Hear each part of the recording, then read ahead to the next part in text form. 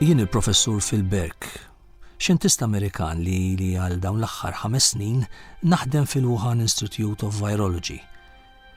Flimkien ma' tim ta' xjentisti internazzjonali qed naħdmu bla għeda biex insibu kura dejjema għal kanċer tal-prostata u nemmen li maħniex qegħdin il-bot.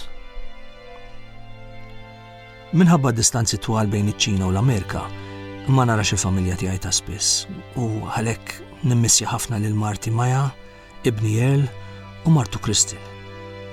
Ma speċjalment lin-niputijiet li għammu Tina. Iż-żgħira għandha biss 6 xhur u għadni rajta darba biss. Għadni ġej minn ġurnata l-laboratorju fejn mal-kollegi tiegħi inna jum sħiħ naħdmu bla serħan biex naħu l-mira tagħna malajr kemm jista' jkun.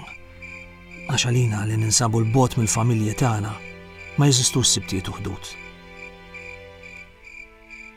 Jien ngħix waħdi f'appartament relattivament lussus, provdut mill-Gvern Ċiniż. Hawnhekk hawn ħafna barranin jabitaw fl-istess binja, għall-inqas kultant inkun nista' nitkellem ftit bl-Ingliż. Issa nqatta' l-lejla għall-kwiet, nieħu xi ħaġa, ninħasel, nċempel il-Maja u l-Earl, nara ftit television u norqod.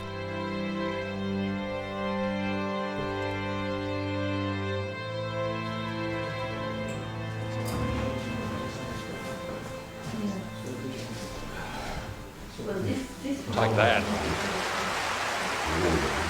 It came down in the mid-130s and it came back with interest.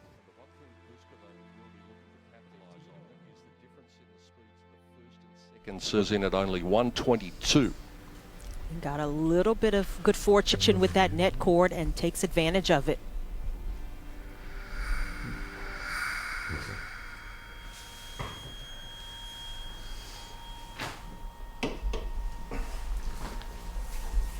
Lejla tajba, Professor Berk. Nitolbuk tafrinna li ħadna l-libertà u bada tħalla fid-dar tiegħek mingħajr permess. Hugh McCoy u Grant Adams, aġenti ta' CIA. Aġenti ta' CIA? Iva, ġiena nkellmuk fuq materja ta' importanza nazzjonali. Missjoni ġdida, Interessanti.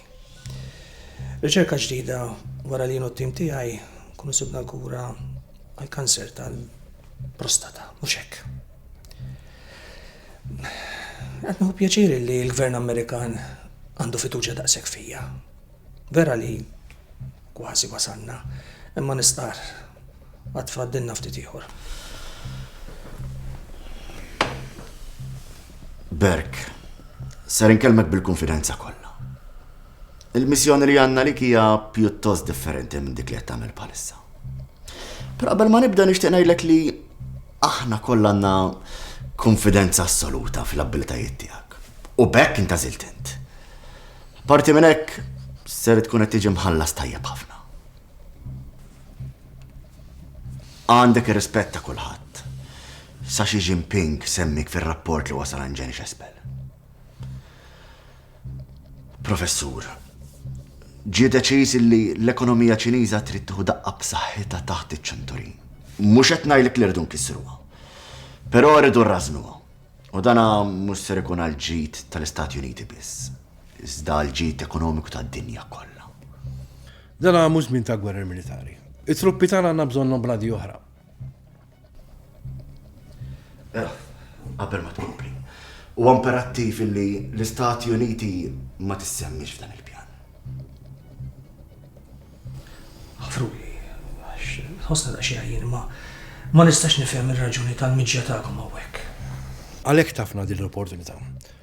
Li wieħed mill-aqwa xjentisti li għandna fil-pajjiż jinsab propju fil-bejt ta' fejn iridu jkun aħna.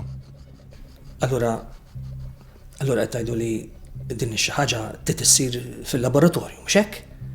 Ma ngħid jien.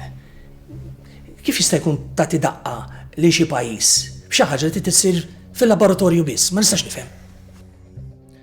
Inti u sħabek tridu toħolqu virus letali. Mhux aktar tard mill-aħħar tas-sena. Sabiex jilħaq jinfresh biżżejjed li ċ-Ċiniżi li hemm barra l-pajjiż u jiġu lura hawnhekk għall-vakanza ma jkunx jista' jġemmu lura f'dak il-pajjiż li ħdem fih.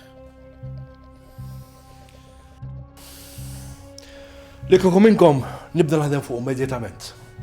Għadkom mhux iktar minn 3 xhur għad-dispożizzjoni tagħkom.